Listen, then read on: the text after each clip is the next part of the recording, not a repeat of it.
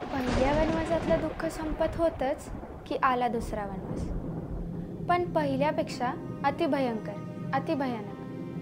पहिला वनवास होता पतीसाठी आनंदाने स्वतःहून स्वीकारलेला, पण दुसरा मात्र तिच्यावर लादलेला, आणि तोही त्यावेळी जेव्हा ती गरोदर होती. पहिल्या वनवासाला निदान 14 वर्षांचा निश्चित कालावधी तरी ठरला होता, पण हा वनवास किती दिवसांचा असेल, किती वर्षांचा की कायमचाच, काहीच कल्पना नव्हती.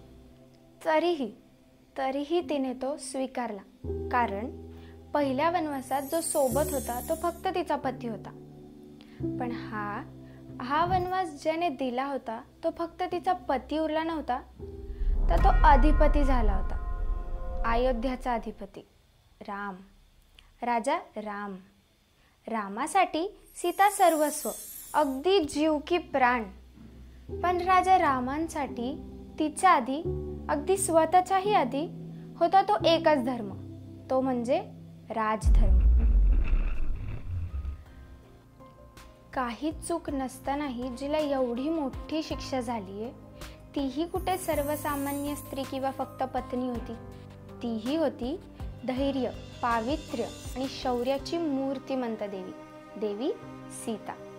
काळ्या मातीच्या गर्भातून जन्मलेली, काही काळ महाराणी, तर आजन्म योगिनी समज जगून नाही तर भोगून पुन्हा त्याच मातीत सदेह सप्राण सामावलेली एक अत्यंत पवित्र आणि बलशाली स्त्री.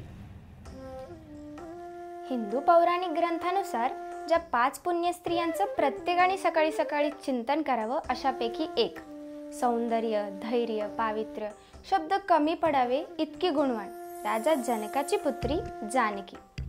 पण आम्हाला ज्ञात फक्त रामाची पत्नी सीता एवढीच का ओळख तिची? रामायण आपल्या वैदिक संस्कृतीचा एक अविभाज्य घटक. रामायण म्हटलं की डोळ्यासमोर चित्र उभं राहतं ते रामांचं आणि त्यांच्या रामराज्याचं. पण ही गाथा अपूर्ण आहे तिच्या विना, जिच्यावर लिहिताना बोलताना महर्षी वाल्मिकींनीही थकून जावं एवढं महान व्यक्तिमत्व.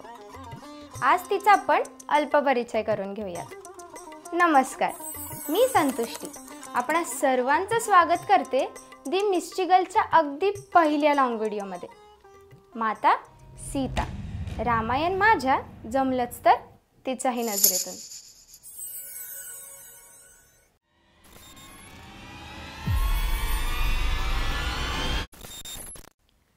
आपल्या पुराण कथेतील पात्रांचा जन्मच जणू झाला होता आपल्यासारख्या पुढच्या कित्येक पिढ्यांना सुखी आणि चांगल्या आयुष्याचे धडे देण्यासाठी. पण आपण मात्र त्यांना देव म्हणून संबोधलं की झालं, मग फक्त त्यांच्या मूर्ती वा फोटो पुढे हात जोडणं एवढंच आपलं काम. पण मी घेऊन आलीये आपल्यासाठी पुराणातील, इतिहासातील काही मनोरंजक आणि प्रेरणादायक गोष्टी पुराणातील असतील, पण अगदीच जुन्या पुराण नाहीत. या गोष्टी इतक्या सुंदर आहेत की तुम्ही हरून जाल, आणि इतकंच नाही तर त्यातून बरंच काही घ्याल. चला, आज आपण जाणून घेऊयात कशी होती ती सीता आणि तिची करुण गाथा. जन्म व बालपण. जवळपास तब्बल 12 वर्षांचा भयान दुष्काळ. नदीमध्ये कोरडे पाषाण आणि जमिनीच्या छातीवर दूर दूरपर्यंत भेगाळलेल्या जखमा. पर्णहीन झालेल्या वृक्षांच्या फांद्या आकाशाकडे करून भिक्षा मागत होत्या. श्रमिक शेतकरी, प्राणी, पक्षी तळपत्या सूर्याकडे पाहून फक्त आसवे ढाळत होते. धर्मशास्त्रात आणि नीतिशास्त्रात पारंगत असणाऱ्या कनवाळू राजा जनकाला प्रजाचे हे हाल बघवत नव्हते.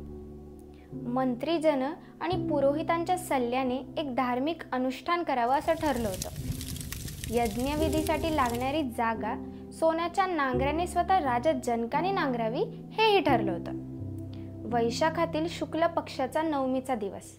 नांगरताना अचानक एक बालिका सापडली. आत्तापर्यंत निपुत्रिक असणाऱ्या राजा जनक आणि राणी सुनैना यांना तिच्या रूपात आपली कन्या प्राप्त झाली होती.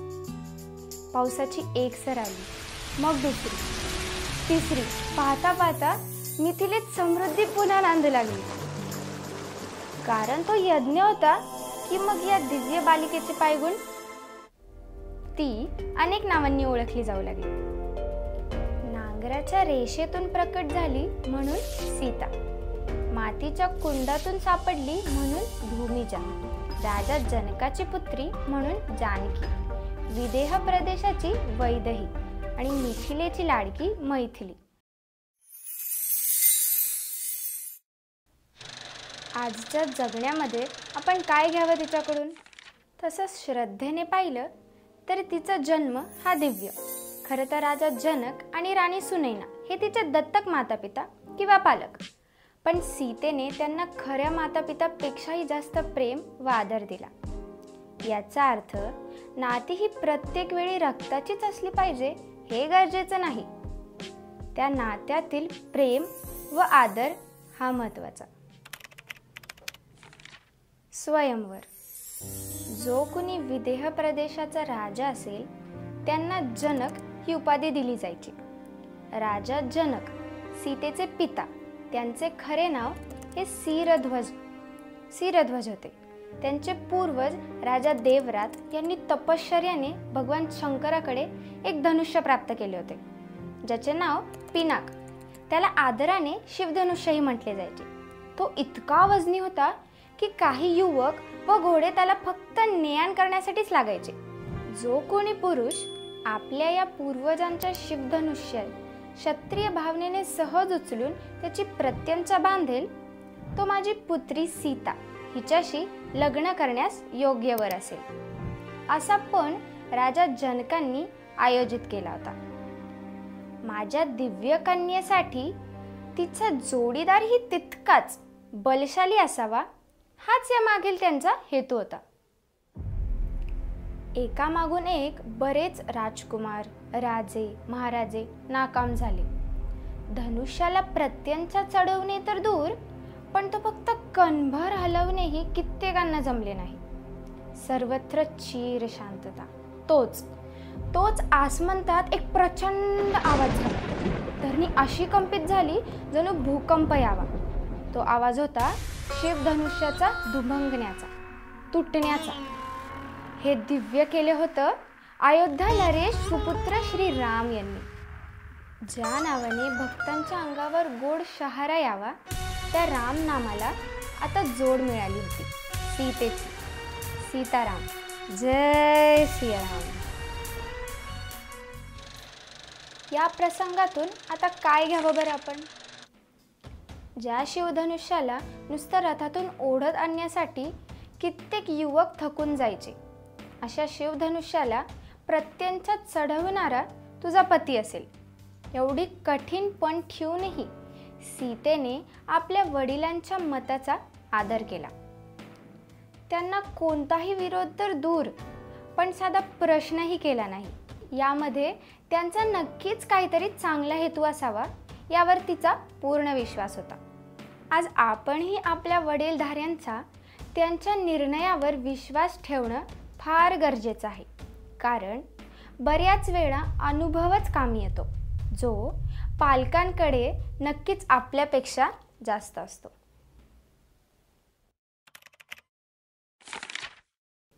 पहिला वनवास. अनेक वर्षांच्या कठीण तपश्चर्यानंतरही ज्या विष्णूचं दर्शन मिळणं कठीण, अशा भगवान विष्णूचे अवतार राम यांची भार्या होण्याचं सुख पदरी पडलं.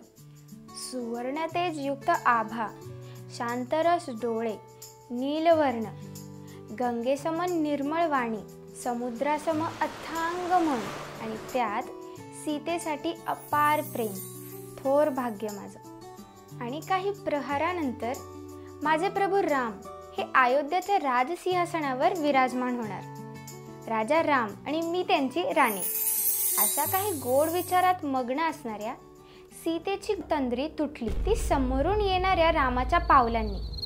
काहीच दिवसामध्ये एक जीव एक प्राण झालेल्या सीतेला रामाची देहबोली पाहून लगेच कळलं की काहीतरी घडलंय काहीतरी असे जे चांगले नाही. संपूर्ण विश्व जिंकण्याची ताकद असणारा माझा राम आता इतका क्षीण वाटतोय त्याच्या जड पावलांच्या चालीकडे पाहून वाटतंय जणू आता तो माझ्या बाहूत येऊन कोसळेल. पण असं काय अमंगळ घडले? काय असं घडलं की ज्याच्या तेजापुढे स्वयं सूर्यदेवानेही माघार घ्यावी? ते मुखकमळ इतकं निस्तेज का? प्रभू, काही बोलाल? महालाच्या खिडकीतून बाहेर पाहणाऱ्या रामांना सीतेने व्याकुळतेने प्रश्न केला. सीते, मला तयारी करायला हवी. निघायची तयारी. कुठे निघायची? सीते, माता कैकेयीची इच्छा आणि पिताश्रींच्या वचना पूर्ण करण्यासाठी मला काही घटिकेच वनवासाला निघायला हवं. सीतेला धक्का बसला. वनवासाला जावं लागणार रामांना याच्यापेक्षा जास्त की राम एकट्याने वनवासाला निघाले मला विचारलंही नाही. प्रभू, फक्त तुम्हाला तयारी करायची नाही, आपल्याला तयारी करायची आहे. सोबत वनवासाला जायची. पण सीते, हा काही दिवसांसाठी नाही तर तब्बल 14 वर्षांसाठी आहे. आणि हा तुझ्यासाठी नाही तर फक्त माझ्यासाठी योजलेला आहे. मी कसा तुला घेऊन जाऊ? प्रभू, ज्या क्षणी मी तुमच्यासोबत लग्नविधीवर चढले त्या क्षणी माझ्या एकटीचं असं काही उरलंच नाही. सर्व राममय झाले. यापुढे जिथे राम तिथे सीता. मीही तुमच्याबरोबर येणार, हा माझा हट्ट समजा. या प्रसंगातून आता काय घ्यावं बरं आपण? दिव्य जन्म, हसत खेळत सुख ऐश्वर्यात बालपण, वैदिक अभ्यास पूर्ण किशोरपणात वाढलेल्या सुकुमारीला अचानक वनवासाला समोर जावं लागलं. प्रभू रामांसाठी वनवास हा बाध्य होता, पण आपल्या पतीवरील प्रेमापोटी माता सीतेने तो स्वतःहून निवडला. याला फार मोठं धैर्य लागतं. आजही आपल्या माणसांवरील प्रेम आणि विश्वास लहान मोठ्या संकटांना सहज पुरून उरतो. सीताहरण, लक्ष्मण रेषा. सुखसोयी ऐश्वर्यात वाढलेल्या सीतेसाठी अरण्यात एका पर्णकुटीत राहणं ही काही सोपं गोष्ट नव्हती. तशी ती राम लक्ष्मणसाठीही अवघडच होती. पण गुरुकुलात असताना किमान त्या सम परिस्थितीत ते राहिले तरी होते. पण सीतेसाठी हे अगदीच नवीन होतं. तरीही वल्कल परिधान करून तिने त्याही परिस्थितीत जवळपास 13 वर्ष घालवली, कोणतीही कुरबुर तक्रार न करता. माते, भिक्षा दे. पती आणि धीर दोघेही पर्णकुटीत नाहीत. आजूबाजूला कैक मैलापर्यंत मनुष्याचे विचारण नाही. मग दारावरही कोणाची हाक? माते, भिक्षा दे. वस्त्रावरून आणि एकंदरीत त्याच्याकडे पाहत हा नक्कीच कुणीतरी साधू पुरुष असावा. तो आपल्या दारावर अन्नाची याचना करीत आहे. काय करावं? मी बाहेर जाऊन त्यांना भिक्षा दिली तर लक्ष्मणाने रक्षणार्थी जी रेष आखली आहे ती ओलांडावी लागेल. आणि मी त्यांना भिक्षा न देताच विनमुख पाठविले तर माझ्या रामांच्या कुळावर लांछन लागेल. काय निवडावे? स्वरक्षणार्थ स्वार्थ की दारी आलेल्या भुकेल्या जीवासाठी परमार्थ? आणि तिच्या उदात्त स्वभावाप्रमाणे तिने निवडला परमार्थ. अनर्थ, घोर अनर्थ.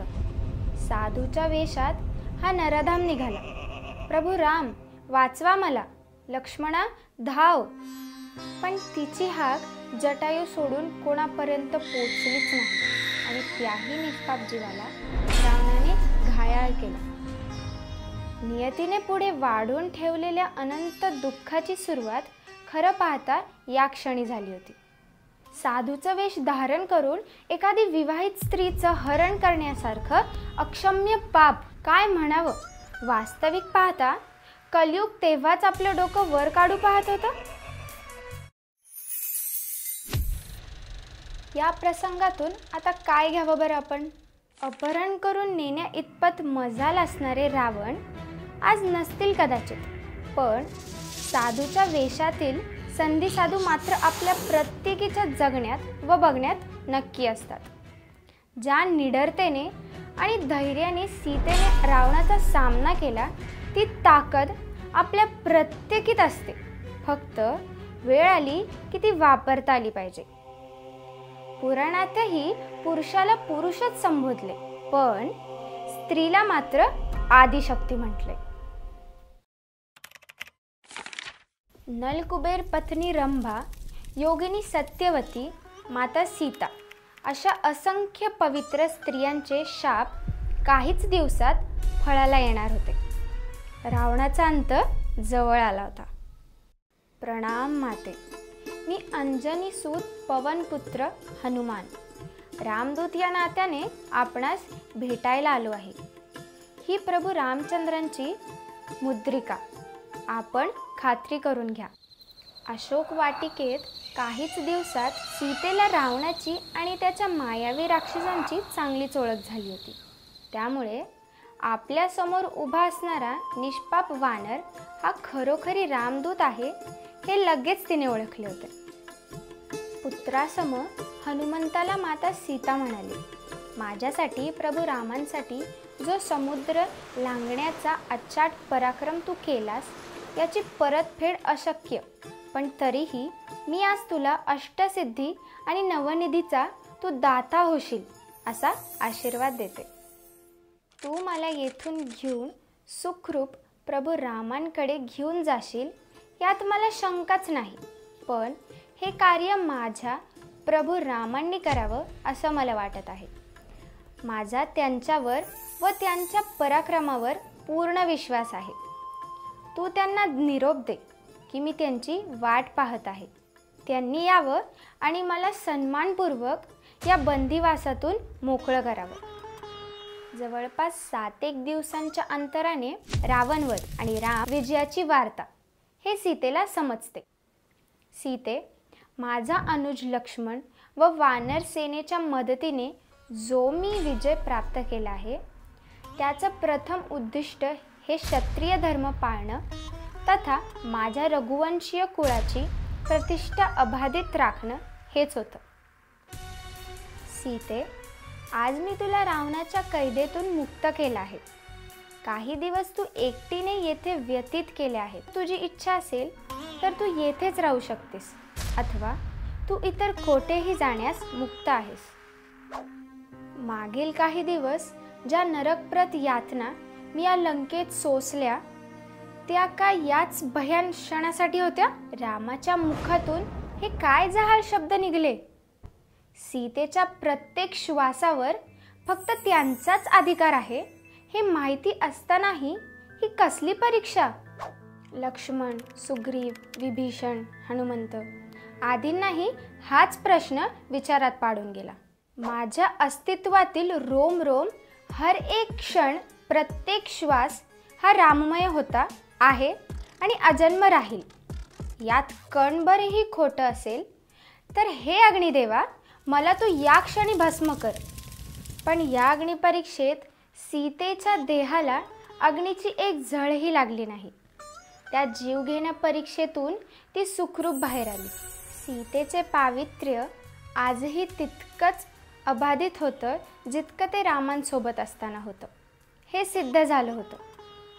उपस्थितांच्या भविष्यात उठू पाहणाऱ्या सीतेबद्दलच्या असंख्य बऱ्या वाईट प्रश्नांना प्रभू रामांनी सीतेकडून सडेतोड उत्तर दिले होते. या प्रसंगातून आता काय घ्यावं बरं आपण?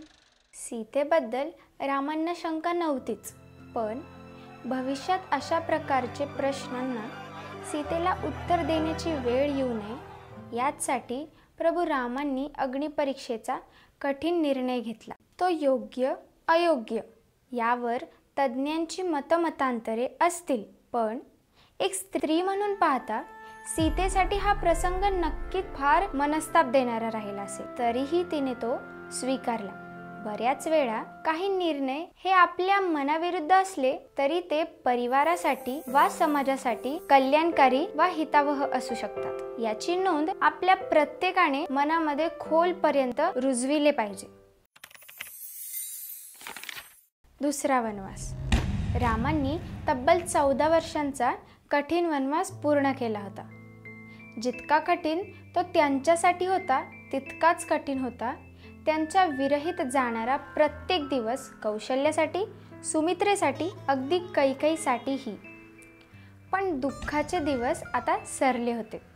त्यांचा राम परत आला होता आणि प्रजेसाठी आलं होतं सुख आणि समृद्धीयुक्त रामराज्य. अयोध्येत राम लक्ष्मणाच्या शौर्यगाथा गायल्या जात होत्या. पण अयोध्येत हे काय अमंगळ पसरतंय? प्रजेतील एका व्यक्तीच्या पत्नीने आपल्या माहेरी जास्त दिवस घालविण्याने पत्नीचा अस्वीकार केला. हे बोलून इतके दिवस बाहेर राहिलेल्या पत्नीचा स्वीकार करण्यासाठी त्याचं मन हे रामा इतकं मोठं नाही. लक्ष्मणा, अयोध्येची वेस ओलांडल्यापासून तू फारच शांत आणि दुःखी वाटतोयस. तमसा नदीच्या काठावर रथ हळूहळू थांबला. सीता रथातून खाली उतरली. लक्ष्मणाचे शब्द जड झाले. माते, मला क्षमा कर. तुला इथे सोडवण्याचे मला आदेश आहेत. पुन्हा घेऊन जायचे मला काहीच संकेत दिलेले नाहीत. रामांनी तुमचा त्याग करण्यामागे त्याचे शब्द अर्धेच राहिले. परित्याग? लक्ष्मण, हे शक्य नाही. राम असे करणे शक्यच नाही. माते, मला क्षमा कर. आणि बंधू रामांचाही यात काही दोष नाही. त्यांना त्यांचा राजधर्म पाळावा लागला. या प्रसंगातून आता काय घ्यावं बरं आपण? माता सीतेचा जीवन प्रवास बारकाईने पाहिला की जाणवते, कोणतीच गोष्ट ही चिरस्थायी नसते. अगदी राम सीतेसारख्या देवतांनाही नसते. जसे ऋतूनुसार हवामान बदलते, त्याचप्रमाणे सुखामागे दुःख आणि पुन्हा दुःखामागे सुख हे चक्र चालूच असतं. पण दुःखात धैर्य आणि सुखात उन्माद न करता मनाशांती राखणं फार गरजेचं असतं. भूमातेची शरणागती. पित्याच्या वचनापोटी वनवास पाळला गेला तो पुत्रधर्म. रावणाशी युद्ध तो क्षत्रिय धर्म. आणि प्रजाच्या समाधानासाठी पाळला गेला तो राजधर्म. मग गरोदर असताना पत्नीचा परित्याग करताना माझ्यासाठी काहीच धर्म नव्हता? मनात उठलेल्या प्रश्नांना भरसभेत विचारावं असं सीतेला वाटलं. पण पुन्हा एकदा तोच प्रसंग तिच्यासमोर उभा राहिला होता. सीते, राजसभेत उपस्थित महर्षी वाल्मिकी शिष्य लव आणि कुश माझेच पुत्र आहेत. यात मला काही शंका नाही. पण फक्त प्रजेच्या समाधानासाठी पुन्हा एकदा तू सत्वपरीक्षा द्यावी अशी मी इच्छा व्यक्त करतो. सीते, राजा प्रजेसाठी देवासमान असतो.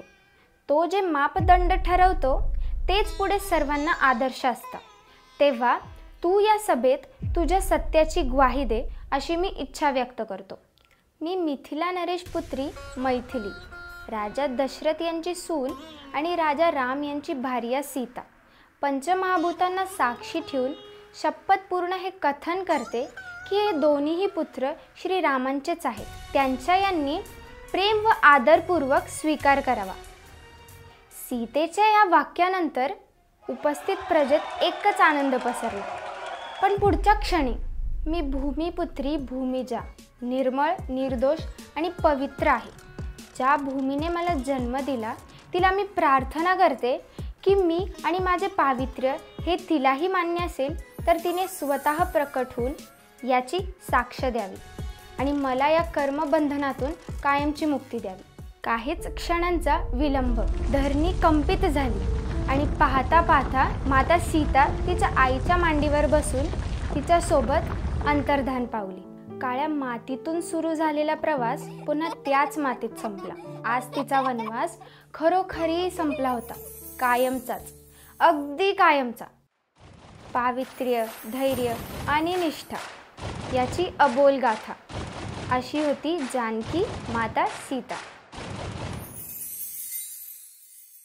जिच्या पावित्र्याची साक्ष द्यायला स्वयं भूमातेला अवतरित व्हावं लागलं, तिच्यासाठी ज्यांनी तिच्यावर लांछनं लावली त्यांना शिक्षा देणं असं कितीसं कठीण होतं.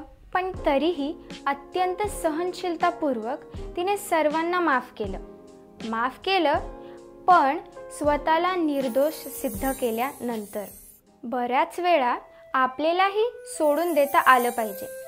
आजच्या भाषेत सांगायचं झालं तर लेट इट गो करता आलं पाहिजे. मित्रमैत्रिणींनो, हा व्हिडिओ अगदीच वरवरचा व प्रारंभिक स्वरूपाचा आहे असं म्हणता येईल. पण कमीत कमी वेळात मला जेवढं जास्त मांडता येईल तेवढं मांडण्याचा मी मनापासून प्रयत्न केला आहे. कळत न कळत काही चूक झाली असल्यास क्षमस्व.